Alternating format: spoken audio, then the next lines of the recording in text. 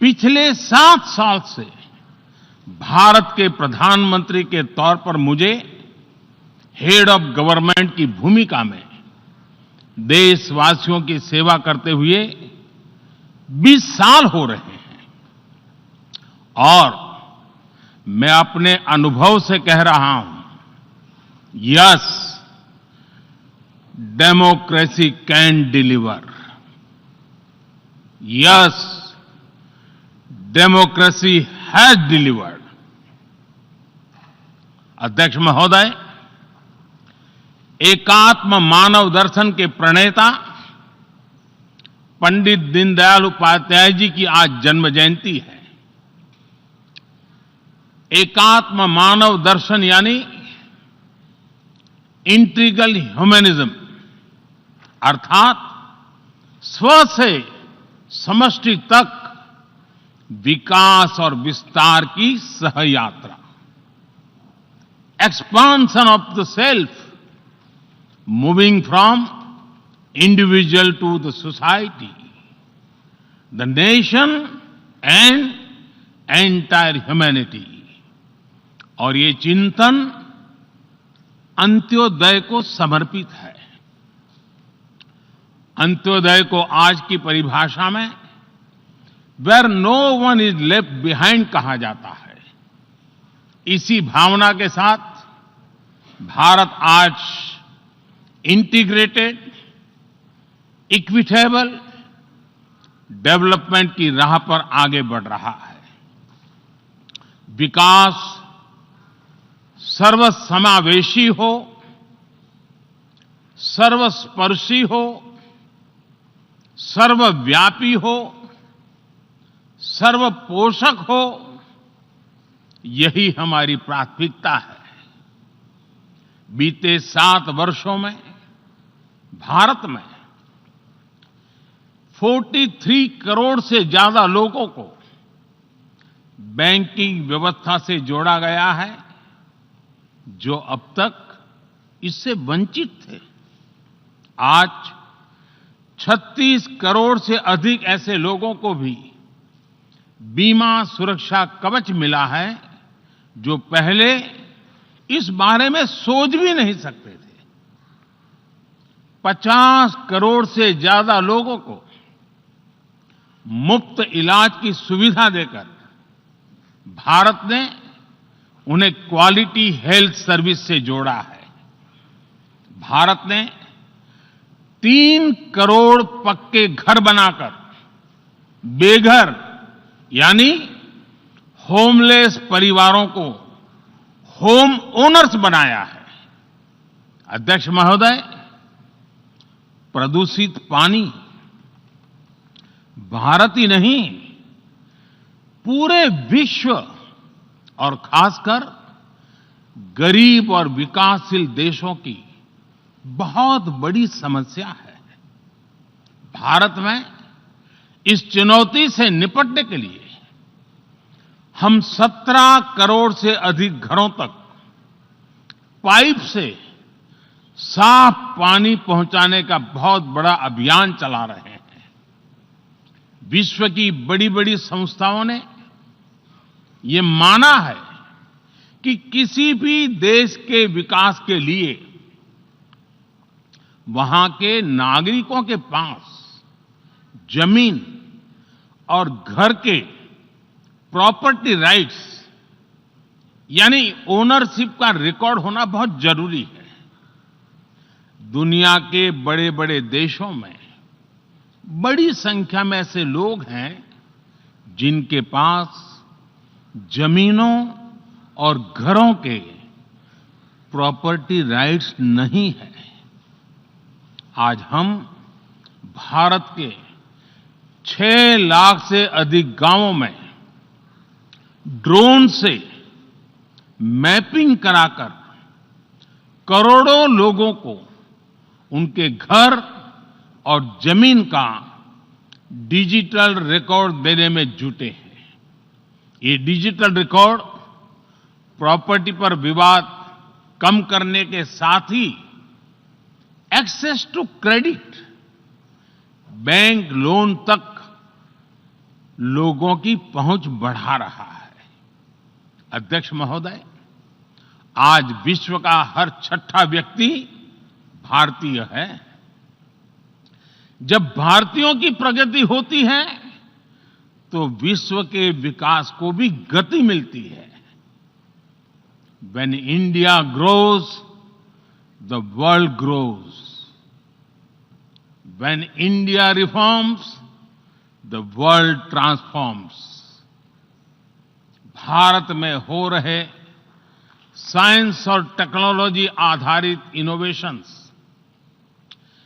विश्व की बहुत मदद कर सकते हैं। हमारे टेक सॉल्यूशंस का स्केल और उनकी कम लागत दोनों अतुलनीय है।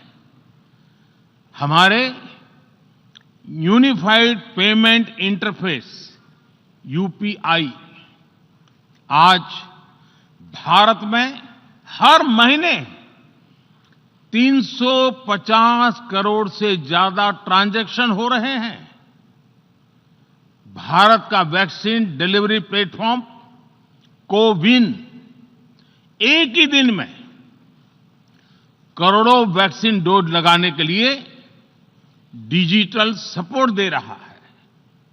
अध्यक्ष महोदय, सेवा परमो धर्मः, सेवा परमो धर्मः को जीने वाला भारत सीमित संसाधनों के बावजूद भी वैक्सीनेशन डेवलपमेंट और मैन्युफैक्चरिंग में जी जान से जुटा है। मैं यूएनजीए को ये जानकारी देना चाहता हूं कि भारत ने दुनिया की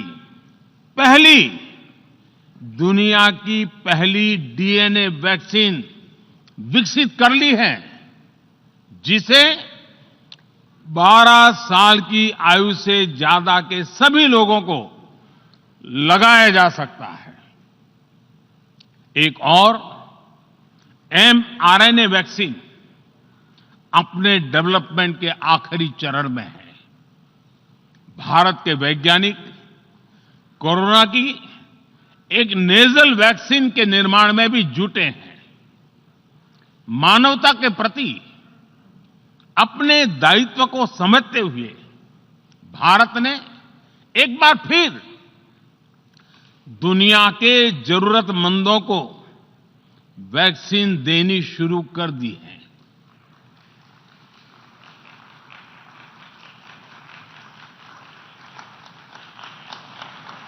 मैं आज दुनिया भर के वैक्सीन मैन्युफैक्चरर्स को भी आमंत्रित करता हूं, कम मेक वैक्सीन इन इंडिया। अध्यक्ष महोदय, आज हम सब जानते हैं कि मानव जीवन में टेक्नोलॉजी का कितना महत्व है, लेकिन बदलते हुए विश्व में टेक्नोलॉजी विथ डेमोक्रेटिक वैल्यूज, ये सुनिश्चित करना भी आवश्यक है।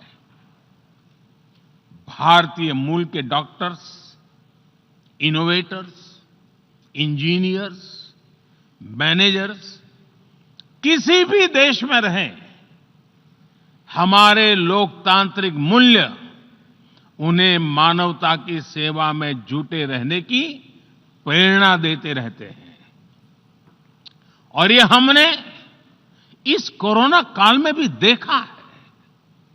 अध्यक्ष महोदय, कोरोना महामारी ने विश्व को ये भी सबक दिया है कि वैश्विक अर्थव्यवस्था को अब और अधिक डाइवर्सिफाई किया जाए। इसके लिए ग्लोबल वैल्यू चेन्स का विस्तार आवश्यक है। हमारा आत्मनिर्भर भारत अभियान इसी भावना से प्रेरित है। ग्लोबल इंडस्ट्रियल डाइवर्सिफिकेशन के लिए भारत विश्व का एक लोकतांत्रिक और भरोसेमंद पार्टनर बन रहा है। और इस अभियान में भारत ने इकोनॉमी और इकोलॉजी दोनों में बेहतर संतुलन स्थापित किया है। बड़े और विकसित देशों की तुलना में क्लाइमेट एक्शन को लेकर भारत के प्रयासों को देखकर आप सभी को निश्चित ही गर्व होगा। आज भारत बहुत तेजी के साथ 450 गीगावाट रिन्यूएबल एनर्जी के लक्ष्य की तरफ बढ़ रहा है। हम भारत को दुनिया का सबसे बड़ा ग्रीन हाइड्रोजन हब बनाने के अभियान में भी जुट गए हैं। अध्यक्ष महोदय, हमें अपनी आने वाली पीढ़ियों को जवाब देना है कि जब फैसले लेने का समय था, तब जिन पर विश्व को दिशा देने का दायित्व था, वो क्या कर रहे थे। आज विश्व के सामने रिग्रेसिव थिंकिंग और एक्सट्रीमिज्म का खतरा बढ़ता जा रहा है। इन परिस्थितियों में पूरे विश्व को साइंस बेस्ड रेशनल और प्रोग्रेसिव थिंकिंग को विकास का आधार बनाना ही होगा। साइंस बेस्ड अप्रोच को मजबूत करने के लिए भारत एक्सपीरियंस बेस्ड लर्निंग को बढ़ावा दे रहा है। हमारे यहां स्कूलों में हजारों अटल टिंकरिंग लैब्स खोली गई हैं, इंक्यूबेटर्स बने हैं और एक मजबूत स्टार्टअप इकोसिस्टम विकसित हुआ है। अपनी आजादी के 75 वर्ष के उपलक्ष्य में जब हम आजादी का अमृत महोत्सव मना रहे हैं, भारत 75 ऐसे सैटेलाइट्स को अंतरिक्ष में भेजने वाला है जो भारतीय विद्यार्थी स्कूल कॉलेजों में बना रहे हैं। अध्यक्ष जी, दूसरी ओर रिग्रेसिव थिंकिंग के साथ जो देश आतंकवाद का पॉलिटिकल टूल के रूप में इस्तेमाल कर रहे हैं, उन्हें ये समझना होगा कि आतंकवाद उनके लिए भी उतना ही बड़ा खतरा है। ये सुनिश्चित किया जाना बहुत जरूरी है कि अफगानिस्तान की धरती का इस्तेमाल आतंकवाद फैलाने और आतंकी हमलों के लिए न हो। हमें इस बात के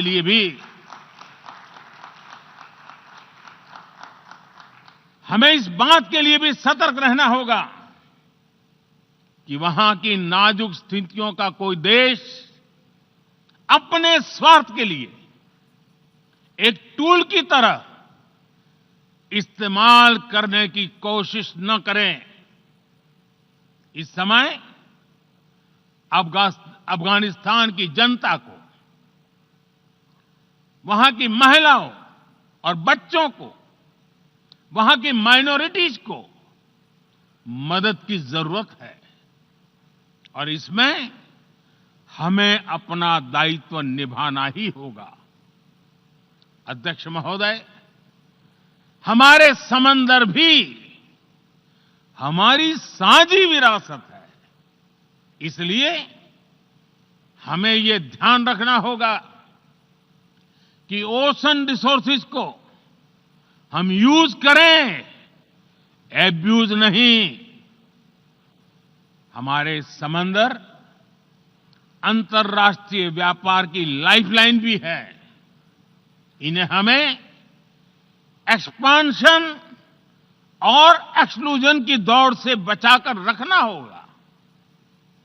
रूल बेस्ड वर्ल्ड ऑर्डर को सशक्त करने के लिए अंतर्राष्ट्रीय समुदाय को एक सुर में आवाज उठानी ही होगी।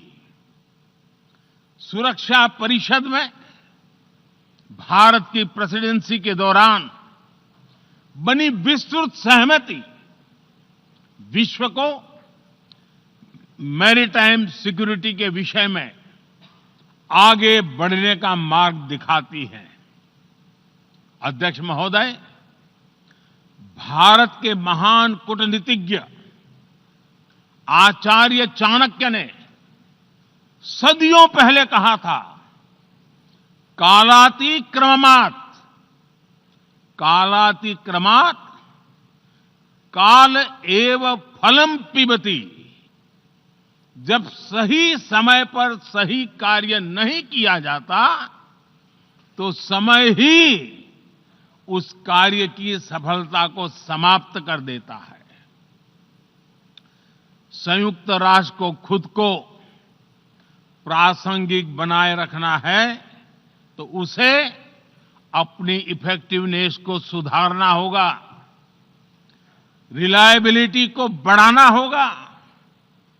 यूएन पर आज कई तरह के सवाल खड़े हो रहे हैं। इन सवाल को हमने क्लाइमेट क्राइसिस में देखा है, कोविड के दौरान देखा है, दुनिया के कई हिस्सों में चल रही प्रॉक्सी वॉर, आतंकवाद और अभी अफगानिस्तान के संकट ने इन सवालों को और गहरा कर दिया है। कोविड के ओरिजिन के संदर्भ में और ease of doing business ranking को लेकर वैश्विक गवर्नेंस से जुड़ी संस्थाओं ने दशकों के परिश्रम से बनी अपनी विश्वसनीयता को नुकसान पहुंचाया है। ये आवश्यक है कि हम यूएन को ग्लोबल ऑर्डर, ग्लोबल लॉज और ग्लोबल वैल्यूज के संरक्षण के लिए निरंतर सुदृढ़ करें। मैं नोबेल पुरस्कार विजेता गुरुदेव रविंद्रनाथ टैगोर जी के शब्दों के साथ अपनी बात समाप्त कर रहा हूं। शुभो कर्मोपोथे, शुभो कर्मोपोथे, धोरो निर्भयोगान, सौभ दुर्बल सौन्योष होक अवसान। अर्थात अपने शुभ कर्म पथ पर निर्भीक होकर आगे बढ़ो, सभी दुर्बलताएं और शंकाएं समाप्त हो। ये संदेश आज के संदर्भ में संयुक्त राष्ट्र के लिए जितना प्रासंगिक है उतना ही हर जिम्मेदार देश के लिए भी उतना ही प्रासंगिक है। मुझे विश्वास है हम सबका प्रयास विश्व में शांति और सौहार्द बढ़ाएगा, विश्व को स्वस्थ, सुरक्षित और समृद्ध बनाएगा। इन्हीं शुभकामनाओं के साथ बहुत